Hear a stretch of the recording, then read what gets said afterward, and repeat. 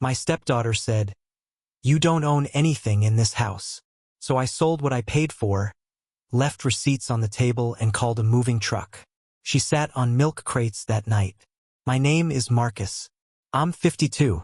I worked maintenance at a high school in Michigan, the same one I graduated from decades ago. 10-hour shifts. Frozen pipes in the winter. Air conditioners dying the first week of September. Leaky ceilings, rusted sinks, lockers that refused to close. I kept things running. Quietly. Reliably. I wasn't the guy people invited to retirement parties. I was the guy they called when the heating failed on parent-teacher night. That suited me just fine. I didn't grow up chasing glory. My father was a mechanic, my mother a cashier. If something broke, you fixed it. If someone needed help, you gave it. You didn't ask for thanks. You didn't expect parades. You just kept showing up. That's who I was when I met Joanne. She worked reception at a dentist's office. Bright smile, tired eyes. 2 kids from her first marriage. Lila and Beth. I didn't sweep her off her feet. I showed up when her car wouldn't start. When her pipes burst in January. When the girls needed rides to and from school and their dad, Ron, stopped answering his phone. I didn't ask for much. Just a corner of the bed, a place at the dinner table, and the occasional moment of peace. They gave me something else. At first, the girls were quiet around me. Not cold, just reserved. I thought, fine. They're kids. Boundaries are normal. Lila was 15, Beth 13. Old enough to remember their father, young enough to still expect the world to orbit them. I never tried to replace anyone. I just showed up with groceries, changed the oil in their car, built a desk for Beth from salvaged oak. When Lila's laptop fried, I found one on Craigslist and upgraded the RAM myself. I didn't need a trophy. I just wanted to be seen. But they never looked. They didn't yell. They didn't fight. They just omitted me, like I was a shadow moving through the house. At dinner, they passed plates across me without speaking. When we watched movies, they texted under blankets. I tried not to take it personally. Joanne told me to give them time. And I did. Years of it. Birthdays came and went. I paid for cakes, candles, decorations. Ron sent money orders, never more than $100, always late. But when he visited, he was fireworks. Leather jacket, loud voice, vape smoke curling from his mouth like some kind of myth. The girls clung to him like he was oxygen. They took selfies. They posted, "Love my dad 2 hearts with filters and hearts." Then he'd leave and I'd pick up the pieces. The tears, the stomach aches, the forgotten dentist appointment. No one thanked me. Joanne said I was the glue, the strong one, the reason the family hadn't fallen apart. She said it like a compliment, but it didn't feel like one. Glue holds things together. It doesn't get to be a part of the picture. It's buried beneath the seams. Forgotten once the structure looks whole. I was never in their photos. Literally. I looked once, Beth's Instagram. 3 years of posts. Holidays. Vacations. Pets. But not me. Not even in the background. Like I didn't exist. Like the man who painted the walls, shoveled the snow, paid for their phones had never walked through their lives. Lila graduated high school. Ron didn't show up. I did. I ironed her gown, pressed her cap, charged the camera. I stood with Joanne, clapping, proud. Lila walked past us after the ceremony, hugging her friends, barely acknowledging me. Later that night, she uploaded a photo of herself with Beth and their mom. The caption read, "My real ones." Not a word about me. Still, I kept going. What else do? You patch the drywall. You clean the gutters. You work overtime when Beth says she wants to tour NYU and you know Ron won't chip in. You hope, foolishly, painfully, that one day they'll say, "We see you. We're glad you're here." That day never came. It was a Sunday morning when it all cracked. Plain day. Nothing special. I was in the kitchen frying eggs. Toast was burning. Coffee gurgled in the pot. Joanne sat at the counter, scrolling her phone. Lila wandered in, then Beth, still in pajamas. I said, "Morning, girls." Beth sat, didn't look up. She muttered, flat and practiced, "You're not our dad." You're just the guy who fixes stuff. Lila leaned against the fridge, smoothie in hand. Her voice was colder, sharper. You don't even belong in our family photos. Just like that. And Joanne? She didn't say a word, didn't turn around, didn't correct them, just sipped her coffee and kept scrolling like this was all normal. That silence. That damn silence. That's when it happened. I didn't yell, didn't throw the spatula. I just froze, in the middle of the kitchen, surrounded by smoke and grease and the smell of toast gone black. And I knew, in that moment, that everything I thought I was building was ash. They didn't betray me. They revealed me. I was never their stepfather. I was their unpaid handyman, their chauffeur, their mute spectator. I turned off the stove, walked upstairs, past Beth's shoes and Lila's hoodie thrown over the railing. Our bedroom was dim, unmade. Joanne's laundry half-folded, my socks separated from hers. I sat on the edge of the bed, stared at the floor. My hands were shaking, because it wasn't just them. It was her too. She didn't flinch, didn't defend, didn't say, hey, that's enough. She let it stand. Let them gut me in the middle of our kitchen, then went right back to Facebook or Instagram or whatever screen gave her more attention than I did. That's the part no one tells you about step-parenting. It's not the rejection that kills you. It's the way silence lets it happen.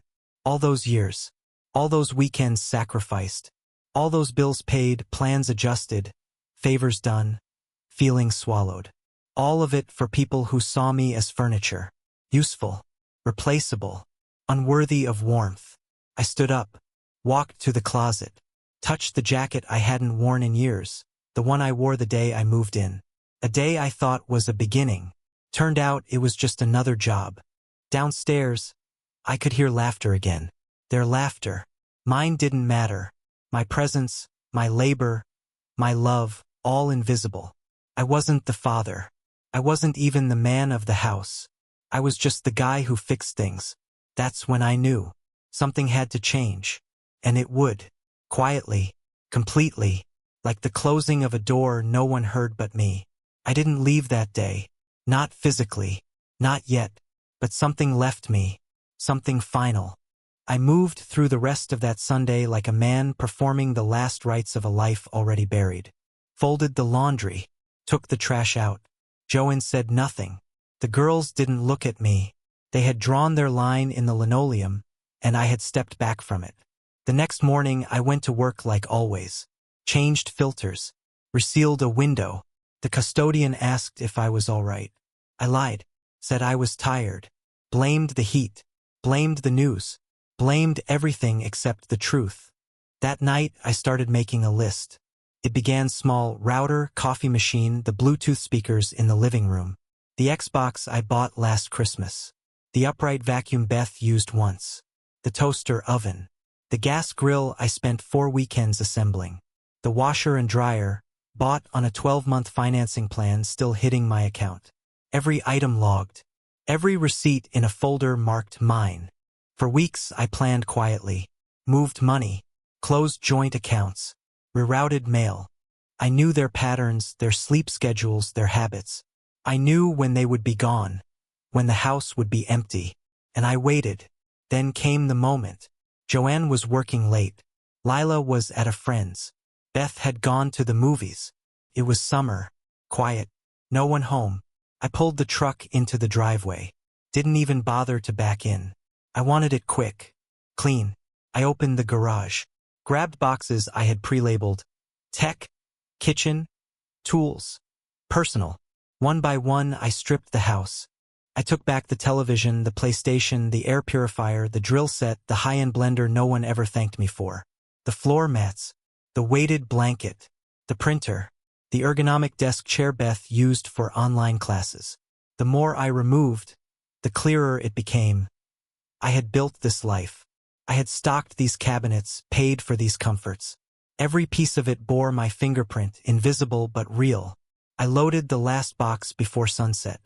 Then I walked back inside, took a breath, and left a folder on the kitchen table. Receipts, bank statements, proof, a quiet invoice for the years they spent pretending I didn't exist. I didn't leave a note. I didn't leave a message. They said I wasn't part of the family. I was just taking their advice. By the time they returned, the house had changed. The fridge was still full. The lights still worked. But the soul was gone. The cushions from the couch. The lamps that cast the soft glow during movie nights.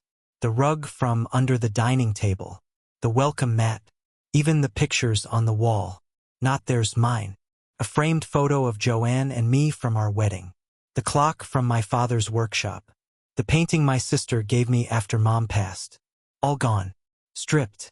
I watched from a distance that night. Parked 2 blocks down. Lights turned on. Then off. Then on again. Panic. Confusion. I imagined them stepping through the door, expecting comfort, finding absence. Like a stage set suddenly empty. Joanne called. I let it ring. She called again. Left a voicemail. Marcus, what the hell is this? Did we get robbed? Are you serious? Call me back. I didn't. The next day, the texts began. Where's the Wi-Fi? Did you cancel the subscriptions? I can't log into Netflix. What's going on? Marcus, this isn't funny. Call me. Now. Still, I said nothing. Because I had already said everything. For years. Through every ride given. Every meal cooked. Every broken drawer repaired. Every bill quietly paid. My life had been one long monologue into silence. Now silence would speak for me. Then the real unraveling began. The thermostat reset. They didn't know how to reprogram it. The water heater flickered. The fire alarm beeped, low battery. The garbage disposal jammed. The gutters overflowed. One by one, the things I used to handle turned against them. And then came the financials. I stopped paying Beth's car insurance. Canceled Lila's gym membership. Shut down the Amazon account they used freely. Joanne's phone plan gone. Her last text came through from a borrowed number. You can't just disappear. You can't abandon us. But hadn't they done the same? They abandoned me every time they looked through me. Every time they laughed at Ron's drunken stories and rolled their eyes at my instructions. Every time Joanne said, just let it go, Marcus. Don't ruin the evening. Even now, she couldn't say sorry. Just, you can't. But I could. And I did. I moved into a trailer. It wasn't glamorous. It wasn't big. But it was mine. I bought it off a retiree who was moving to Arizona. 1 bedroom. A fold-out couch. A decent little kitchenette. I parked it by a wooded lot just outside town. Quiet. Isolated. Peaceful. No one knew where I was. Not at first. Then, about a week later, Lila found me. I saw her through the blinds. Standing by the hitch, her posture deflated, wearing the hoodie I bought her 2 Christmases ago. She knocked. Softly. I opened the door. Said nothing. She hesitated. Then said, why did you leave? I let the silence stretch. Then, because you told me I didn't belong. That I wasn't your father. That I was just the guy who fixed things. Her eyes watered. But she didn't say sorry. She said, things are different now. I shook my head. No, they're just broken. She didn't argue. Didn't cry. Just nodded and left. Later, Beth sent a message. I was wrong. No context. No follow-up. Just that. And Joanne? She wrote a letter. A real one. Said she didn't realize how much I'd done. That she thought things would just work out. That she thought I knew she appreciated me. Even if she didn't say it. That the girls missed me. I read it once. Then burned it. Because appreciation that arrives after departure is just nostalgia. It's not love. It's regret. And regret is a poor substitute for respect. I've been in the trailer 6 months now. Learned to enjoy the quiet.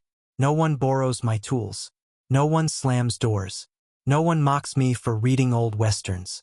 Sometimes I cook dinner and eat it alone, watching the sky bleed into the trees. Sometimes I fix things just because I can. Freedom isn't loud. It's absence. Absence of mockery. Absence of begging. Absence of ungrateful mouths chewing food you paid for without looking you in the eye. I don't hear from them much now. Occasionally a forwarded bill. A request for help phrased as a question. I don't respond. I fixed everything for them, everything but their entitlement. That's their job now. This was the line. Not drawn in anger, drawn in finality. The line between sacrifice and self-respect. And I crossed it. The thing about absence is that it echoes. It doesn't scream. It haunts. Like a low hum under the floorboards. Like an unpaid debt with no deadline. Just interest that compounds in silence. That's what I became to them. A gap. A missing screw. The slow collapse of everything they mistook for permanent. The first to falter was the power. Joanne messaged me at 2:14 a.m. I remember the time because the trailer was cold and I was sitting at the table sharpening a blade I didn't need. Her message read, "The lights are out. Is the account in your name?" It was. I didn't reply. By morning, she tried again. "Can you please just help us fix this?" I didn't, because I wasn't theirs to call anymore. I was never truly theirs to begin with. The power stayed out for 2 days. Then came the water. Beth had posted something online. A filtered selfie with the caption, "Why is showering a luxury now?" A friend commented, "LOL girl, get it together." She didn't reply. I watched all of this from a distance. Not because I cared, but because I needed to witness it. The unraveling. The slow collapse of their little castle. Brick by brick. Convenience by convenience. The car insurance lapsed next. Beth called me then. Not from her phone. I'd shut that off weeks ago. From a friend's. I let it ring. Then she texted, "It's not fair. You knew we relied on you." Yes, I knew. That was the problem. Lila showed up again a week later. This time in a borrowed car. She didn't knock. She stood by the door until I opened it. She looked thinner. Tired. The kind of tired you can't fake. The kind that lives in your spine. I let her speak first. "Mom's trying to get a second job. Beth's working at this awful pizza place. The house is cold." I waited. She sighed.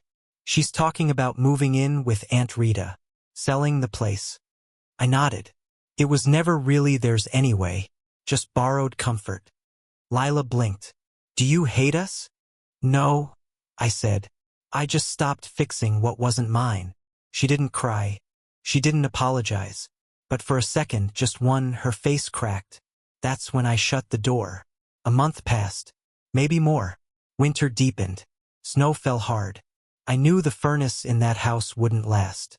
I patched it 3 years ago. A temporary fix. The kind people ignore because it works for now. Joanne called. Left a voicemail. Her voice was calm. Flat. Worn. "Marcus, I know I didn't stand up for you. I know I should have. They're kids, but I wasn't. I was the adult. And I failed you. I see that now. We all do." She paused. "I'm sorry. Not just for what they said. For what I didn't say. You were the only one holding this together. And we treated you like wallpaper." Silence. "Anyway, I don't expect anything. Just wanted you to know." I listened to that message once. Then deleted it. They say apology is a bomb. But if the wound is too old, all it does is sting. I got another letter, this time from Beth. Handwritten. Sloppy penmanship. I almost didn't open it. It said, "Marcus, I know you probably hate me. I deserve that. What I said, I didn't mean it the way it sounded. I was angry, stupid. But you were there for everything. You showed up when no one else did. You stayed. And we didn't treat you right. Now everything's falling apart. And I keep thinking about how different things would be if you were still around. I miss the way the house felt when you were there. Like things were under control. Like there was a grown-up in the room. I miss that. I miss you. I'm sorry. Beth." No return address. Just folded paper that smelled faintly like the old house. Pine cleaner and dry air. I didn't write back. Some ghosts belong to the living. They sold the house in January. I saw the listing online. Charming fixer-upper. Motivated seller. Needs updates. They used a wide-angle lens to hide the sag in the porch. But I saw it. I built that porch. I watched it sink. A week later, Lila updated her social status. Living at Aunt Rita's. New beginnings. Don't ask. Beth posted a blurry photo of her in a work apron, standing next to a pizza oven.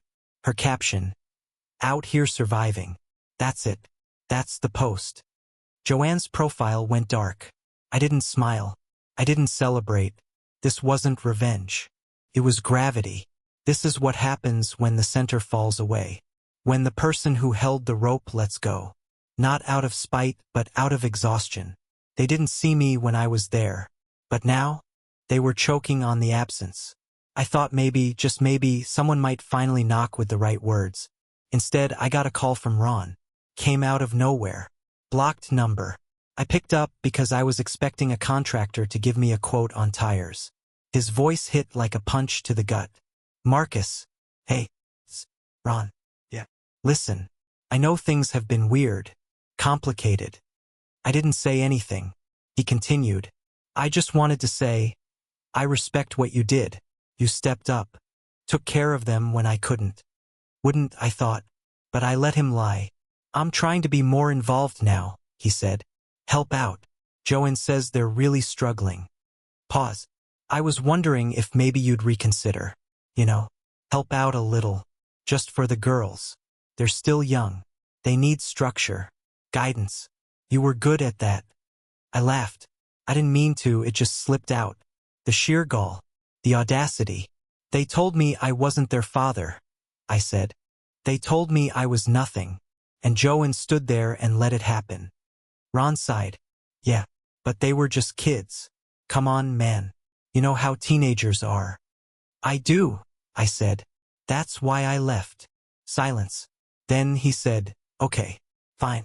Just thought I'd ask. Take care." And hung up. That was the last time I heard from any of them. No more calls. No more letters. Just a quiet retreat into the distance. Like a slow-fading echo down a long hallway. People talk about closure like it's a door you get to shut with grace. But sometimes closure is just a door you board up. Nail by nail. So nothing can get in again. I don't miss them. I miss who I thought they could be. I miss who I tried to be around them, a father, a husband, a man who mattered. But now I wake when I want. I cook for one. I sit on my porch and watch the snow fall like ash. And in that quiet, I hear nothing but peace. No slammed doors. No arguments. No mockery. Just wind in the trees and the groan of old wood under frost. I built a life for them. They burned it. Now I build for me. And I don't ask for applause. I don't ask for recognition. I ask for this, the silence they left me with, turned into space I finally own. Let them live with the weight of my absence. Let them understand that support isn't a birthright. It's a gift. One they opened, used, and threw away. And now it's gone. People ask me if I feel better now. If there's satisfaction in it. The cutting them off gave me peace. The truth? Peace isn't a trophy. It's not joy. It's not some sunrise epiphany. It's a room with no voices.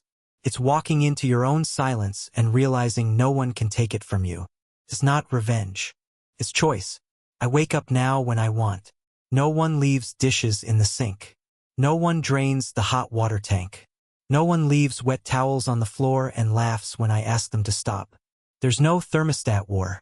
No hair in the drain. No cereal boxes put back empty. There's just me.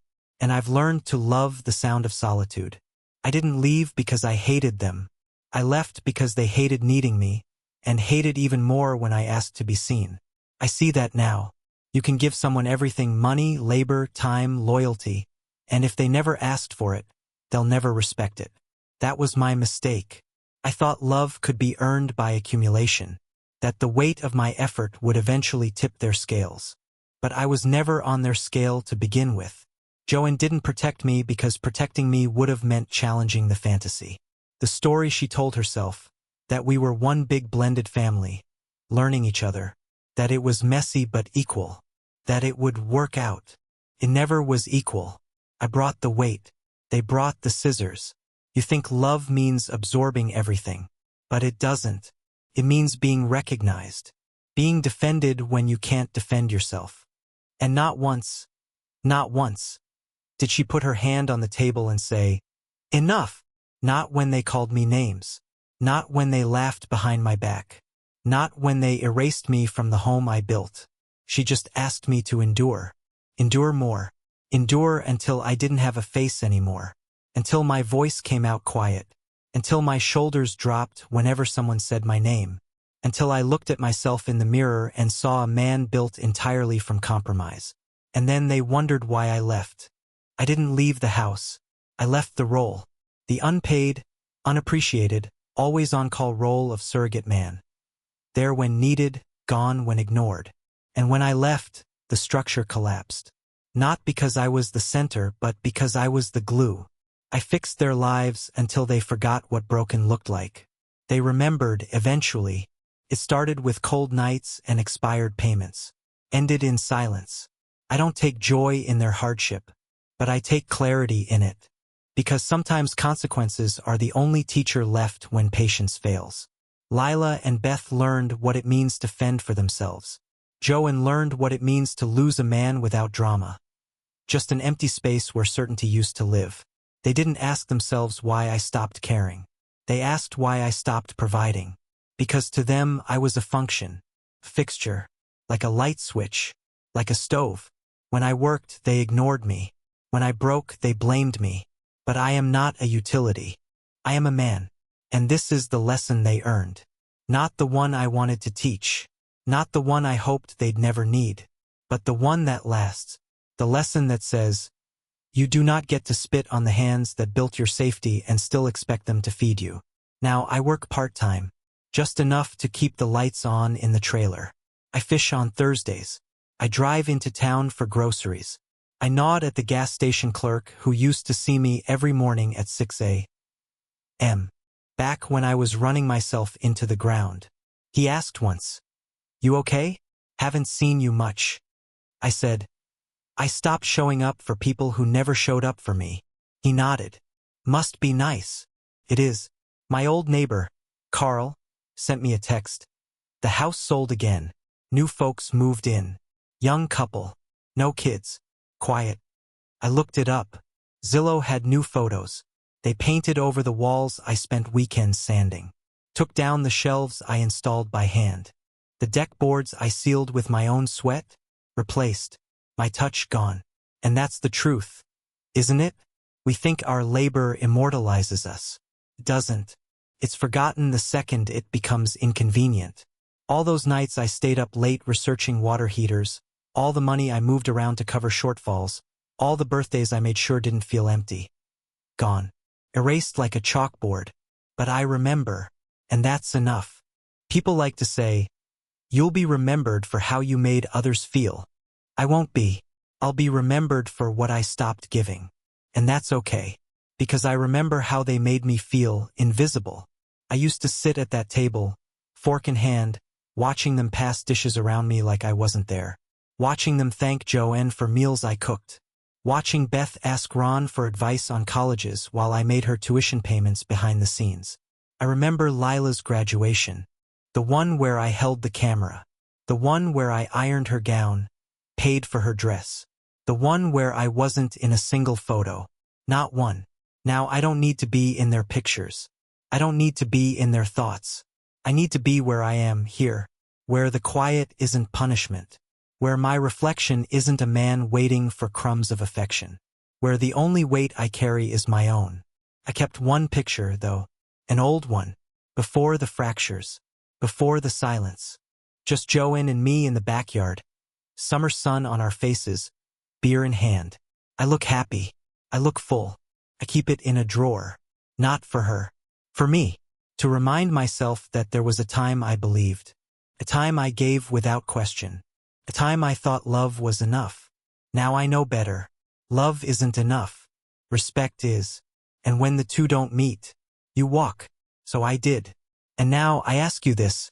Was I cruel for choosing myself? Was I wrong to walk away from a family that only needed me when things broke? Was I wrong to close my fists after opening my hands for a decade straight? You tell me, would you have endured it? Or would you have done what I did? Packed up your name and left it behind forever?